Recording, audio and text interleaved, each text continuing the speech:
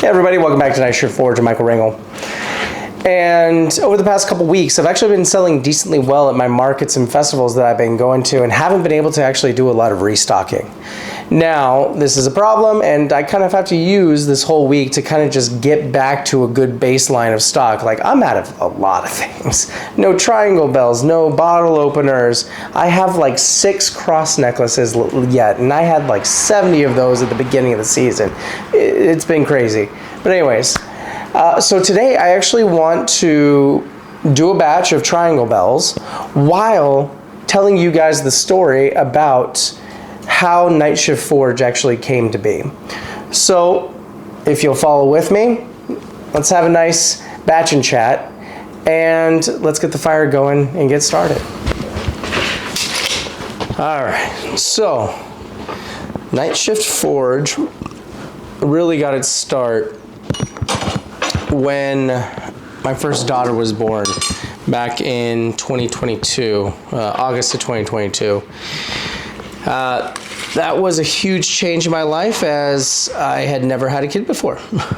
So I was navigating one very recent marriage. I had just gotten married in the November the year before, in 2021. And then I had just gotten a new job, and on top of you having a new job, then you have a baby coming into the world. And it was a lot of change all at once, and I was going a little insane. Oh, and a new house. We had just bought a new house. So fresh marriage, new house, then I got a new job, and then the baby was born. And so if that wasn't enough, I was going a little crazy, trying to control everything around me, definitely bugging the hell out of my wife. So not too long after my daughter was born, I was going a little crazy and definitely needed to get out of the house. Wait a minute, was Maggie already born? Hold on, let me see if I need to start this over. All right, so my daughter was born August of 2022, and we were doing marriage counseling because our first marriage, we were married outside the Catholic Church, and you need to get remarried inside the Catholic Church because there's other things that go on with that in order for the Catholic Church to recognize your marriage. So we do this, you get a sponsor couple that has been in faith and stuff like that for a while. And the ones that we were with, great people, by the way. They were fantastic people. We still talk to them to this day, or we still see them at church to this day. But anyways, they were our sponsors, essentially. And they told my wife about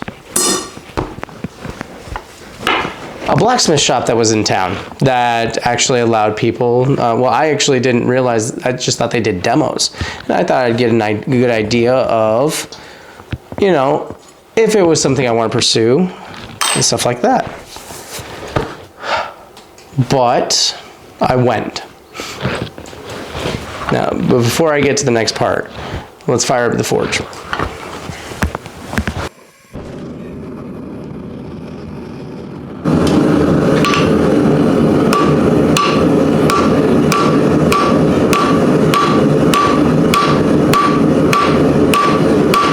So,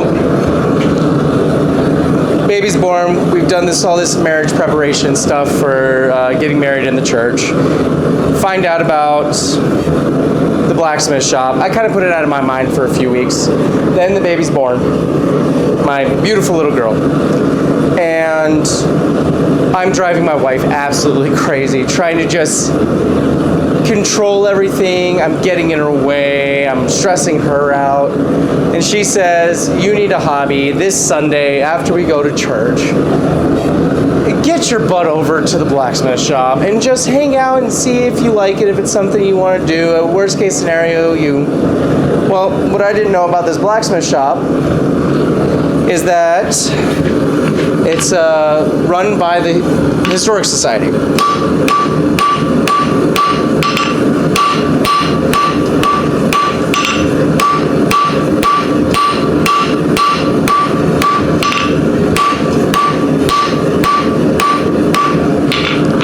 And one of the things that they do is they allow people to actually, of the right age and with the right supervision, to get behind the rope and actually forge something out if they want to.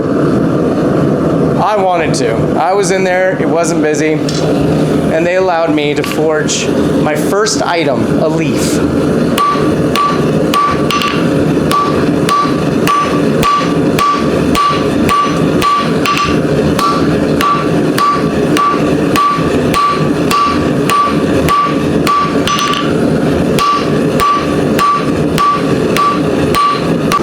And I'll tell you this, it was the most hideous leaf I've ever, and it took me like 2.5 hours to make. I was late for dinner because this thing took me so long to make that first day.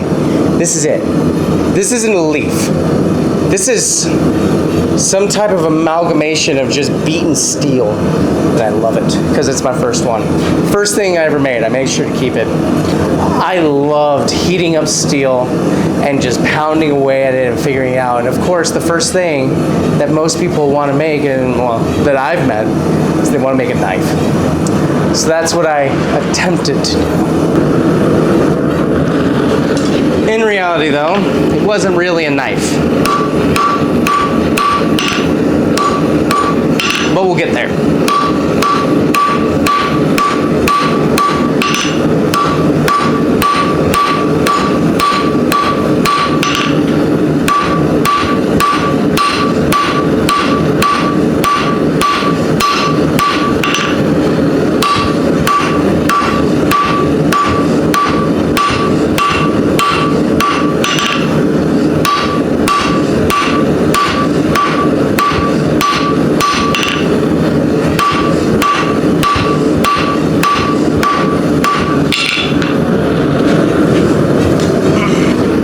So after that second Sunday of going there and working with those guys, great guys, I was going there every Sunday just to hang out with them before kid number 3 came along and tried starting this business and doing these videos.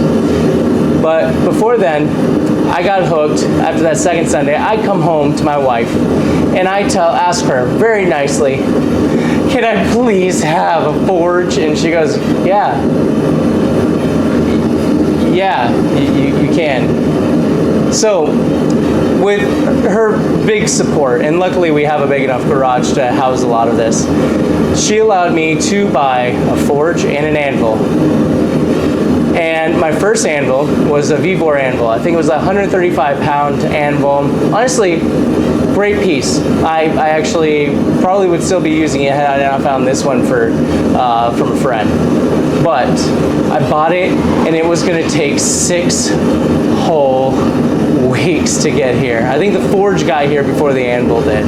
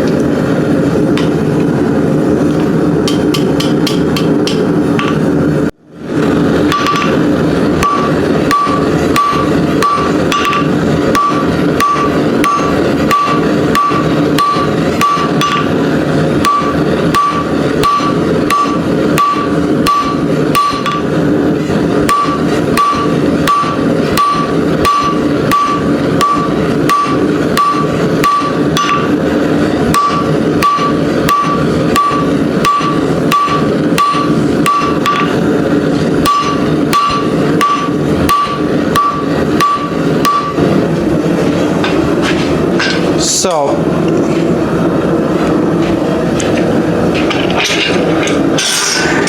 once the forge and the anvil finally come in, the forge came in first, so which gave me enough time to put the refractory in and get all that ready. The anvil came in, I want to say a week later, actually on a Sunday. So I actually didn't realize it was there until I got back from visiting the blacksmith shop.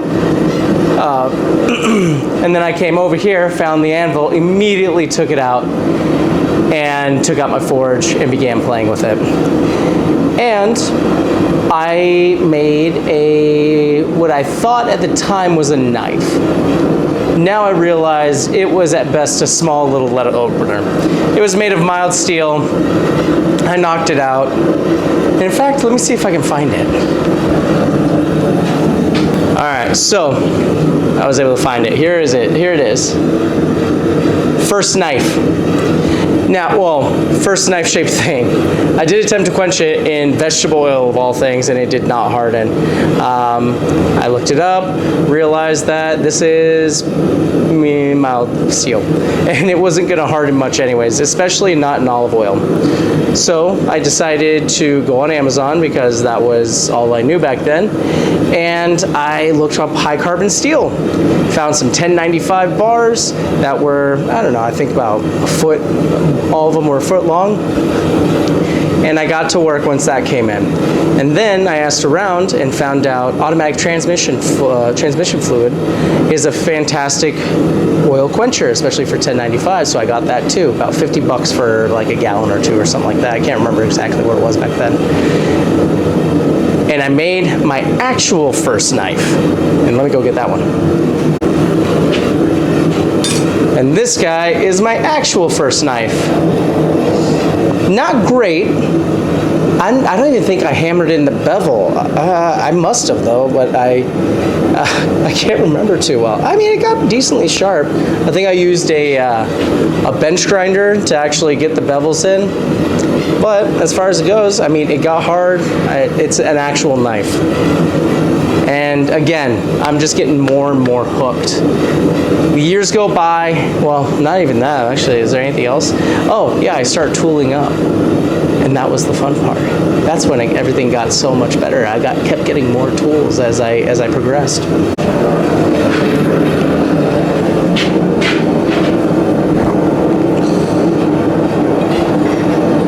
So, tooling was next.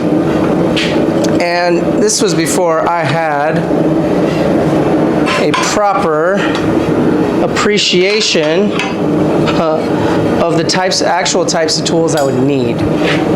This was a terrible idea trying to bend it with this. But yeah, tooling.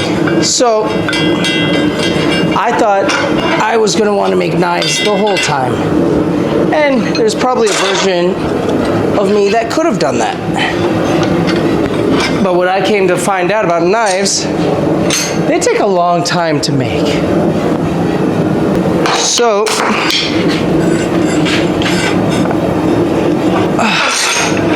because I thought I was going to do knives,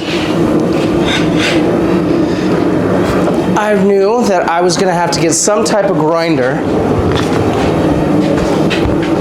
in order to get the bevels.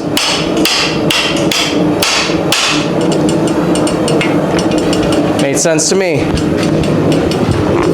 But after, you can imagine, after buying a anvil and a forge and propane tanks, the hammers I already had. But after buying all those, I didn't have a whole heck of a lot of money to deal with. So I bought a 4x32, just cheapy little grinder. I can't remember how much it was, but I know it was like 50 bucks or something like that. Or I found it at a garage sale, something like that. And I started using that, and actually the first knife, that's what I used to actually get it wasn't the bench grinder, it was one of those. And I think I got it for, I Yeah, I can't remember. And it was awful. Getting bevels on that thing was so hard. I couldn't get any of the areas I wanted to, and it was just taking so long. The aluminum oxide belts would just get used up so fast, it was ridiculous. So that's when, it was around this time when I just started making knives and was making a bunch of things. Started with this first knife that I actually started working at nighttime after we put our daughter down to sleep. My wife used to go to bed pretty early, and she would go to bed, I would come out here and work, and she was able to still see me during the day. And this kind of kept happening the whole way through, and I just made a bunch of knives, and I was having a great time doing it, just on my own time. And then that went on for probably a few months of me just making knives, until the fateful day when I actually decided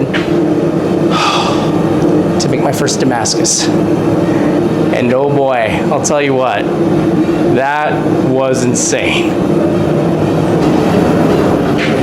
So this goes on for a while, of me just making what I want, when I want. And it's really not anything crazy from there. I do make a couple Damascus things, and actually my first one I did with a hand hammer. It was a 4-pound sledgehammer, and it actually came out. It didn't delaminate like I thought it was going to, but I did have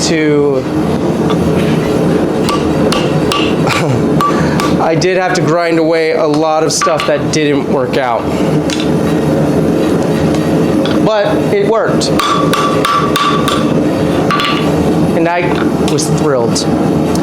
It made a beautiful knife. A knife I'm pretty sure I still have, but I would have to look for it.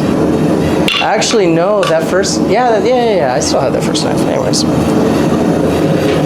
So from there, I got a new fever making Damascus. And for a while, that's all I did was make Damascus, make a knife, make Damascus, make a knife. And it was from there that I truly got an appreciation of how hard Damascus can be to make, especially by hand, with just a hand hammer. So I was doing all that by hand. I did it once, and it took me forever. It was just an absolute nightmare. So I decided that my next big purchase, and this is, I want to say, a year or two in after I already have everything, I decided that with my tax return money, I'm going to get a press, and it's the 12-ton press from Coal Iron Forge that I ended up getting. And this thing is a beast. Oh, it just makes smushing the Damascus down so easy. Oh, that did not heat up where I wanted it to. And I was actually able to churn out Damascus a lot faster. And I think I was still just using an oxyacetylene torch to kind of weld the ends. I don't even think I had a wire welder yet. But I keep tooling up. I keep refining my craft. I keep practicing. I keep at it. I keep gaining more confidence to the point where I actually start making some knives for my friends. And then I start selling some. Every now and then, here and there, some people want to buy it. They say, oh, you make knives? Could you make me a knife? Friends, family, a coworker bought 2 for me. Yeah, that was actually my first Puko knives, and honestly, that set was gorgeous. Check out my Instagram, it's on there. It's fantastic. And I was just I was just having so much fun doing this. So it wasn't until about late 2024, early 2025, that me and my wife decided that this could actually be a business, that we could actually make this into something. And we decided to attack it on 2 routes, actually sell at festivals and do YouTube and social media and the like. I've always enjoyed talking, kind of, even though in public I'm not actually, I'm kind of a shy person. But we thought maybe this could be a thing, because I feel most fulfilled when I am, well, other than with my kids, out here pounding away, really getting dirty, and just in it, and creating, and being creative. And I actually found out I liked it than my day job, although the day job makes a good amount of money. So what's a guy to do? Well,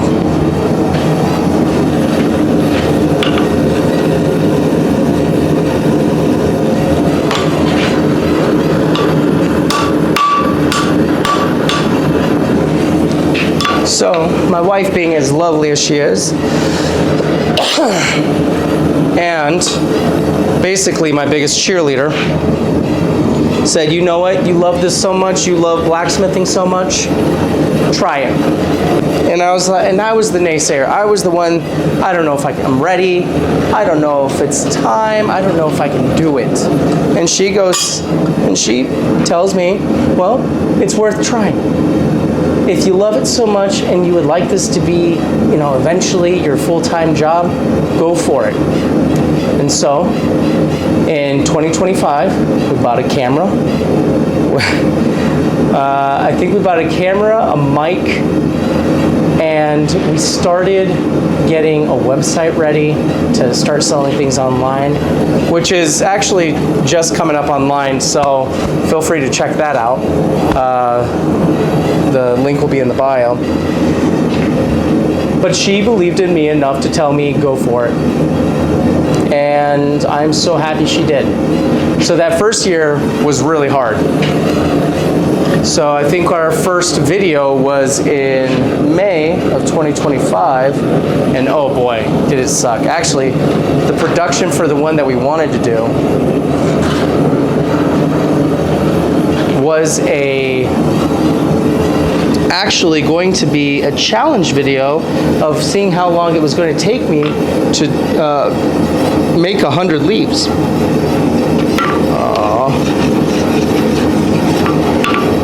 By the way, it was like 17 hours, I think. Not all the way through, because that would have been insane. But it took me 17 hours to do, but all of the data got corrupted. We were using my wife's iPhone so we could airdrop things, and it just did not come out. So that ended up not being the first one. I have no clue. Oh, there it is, of course. When the heat's gone, that's when I can find my mark. Hopefully I have some heat left.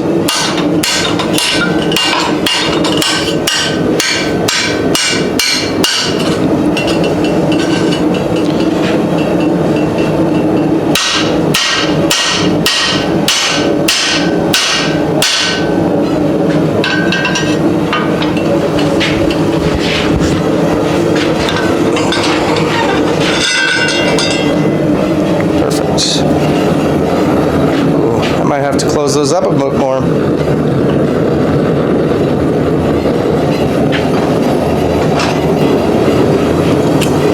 So that year is when we actually not only did that, but went to the tax guy, got an LLC, made sure we were all compliant and knew what we were going to have to do in order to make this an actual business. And the business side of it is always the stuff that's been most nerve-wracking to me. But we got it done. We got advice that we needed to do, or that we needed to get, and yeah, we went on from there. Then we started doing farmers markets, just the local one in my town. And first 2-3 weeks, I didn't make a single dollar. I was just sitting there paying $10 a week for essentially nothing. Then I sold one thing, then I sold two things, then I was making, and this was starting late in the season, it was already August, and this farmer's market only went till October, so I really only had, 2.5 months to do this. But by the end of it, I hit my first $100 day, and oh boy, was that just absolutely incredible. It was a great feeling. And the whole time, I'm doing videos for you guys. And some of them are getting views, some of them aren't. And, you know, you kind of got to push through that disheartening section of just, what's the point? But I kept pushing through, and mainly because of my wife. My wife was just like, nope, let's keep going. You want to do this? Let's keep going. Let's keep going. Is this still something you love to do? Is this still something you're passionate about? And that's what we do. I go, all right, I think that's actually starting to look pretty nice. The other ones are starting to come out too. I'm only making 3 right now because that's all I have of 3/8 round stock. I should have probably stocked up before doing this, but say la vie. Well, so that first season was very eye-opening about what I was going to need to do. What did work, what didn't work for just those few months, and I learned a lot those first few months. And then I did something I should not have done. Once the market season was over and that was all done, I decided, I've been working so hard, I'm going to take a few months off. I'm going to take the winter off. I didn't take the whole winter off, but I did take a sizable portion when I should have been making stock. And now that's biting me in the ass. Sorry, biting me in the butt. So I did what I shouldn't have done. And I took time off during the winter months when I'm least busy. So there's no markets because in Michigan, winters get really cold and not a lot of outdoor stuff. There's a few indoor things that I tried. They didn't go great. I mean, turnout was low and it just didn't really pan out for those. So I didn't go back to that. But what I did do was I took too much time off. I could have been getting ready for this year, and now I'm having to do videos like this just to try and catch up on stock. I think I like it that way. And here we are, this year. And this has been a crazy year because I have 2 different farmers markets at 4 days a week and sprinkling in some festivals that are keeping me super busy, making it that much harder for me to stay up on stock and making me realize how much more important it is to utilize those off times to 1, hone my craft, and 2, gain stock. I think I'm happy with this one. Yeah, that looks pretty nice. And I'm still learning. I'm still going through so many growing pains. This is only my 2nd season, but really it's only been a year since we started the business. And all of this I couldn't have done without my wife's support, my family's support, because there has been a lot of days where I have had to choose the work over them, and they have been so understanding. And I think it's actually inspiring my daughter to get out here with me. So once she's old enough, she's only 3, about to be 4, so when she's old enough, she can come help out, but not yet. So I guess that comes to now, why am I telling you this? Well, 1, I needed a reason to make a video. That wasn't just me doing a triangle bell and you guys being absolutely bored out of your mind. So why do I tell this? Other than that. Well, I wanted to show people that this is possible. I went from someone who was just dabbling just a few years ago, and now I'm trying to make it a business. Now, it's not an instant process, and that's okay. You're gonna screw up. I keep screwing up. Even while I'm doing these triangle bells, I'm screwing up and trying to remember how I did it, and why didn't I make a jig for this beforehand so that it looked like I knew what I was doing. But I got one done. And that's all you gotta keep doing. Just get one more done. And get out there.